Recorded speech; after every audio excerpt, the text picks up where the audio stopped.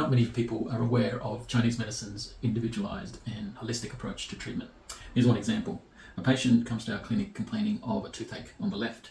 Now, to address the pain, the acute pain, we can perform acupuncture on the channel that runs from the palm and the arm up through to the jaw.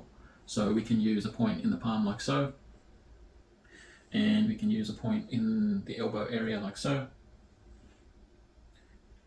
And what we've done is we've moved the energy in the blood to reduce the stagnation causing the pain, but we don't just leave it there.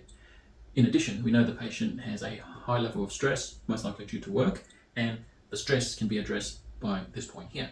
Underneath the pain, there's likely not only stagnation, but inflammation. This point not only addresses the stagnation, but also reduces the heat and the inflammation. We discovered that the patient also has a very poor diet, and a very poor diet can lead to also stagnation and inflammation within the body, which can contribute to the pain.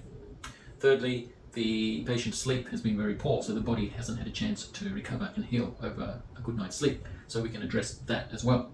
So by addressing the 4 areas, the acute pain, the stress, the diet, and the sleep for the patient, we can provide a more long-term sustainable benefit of the treatments.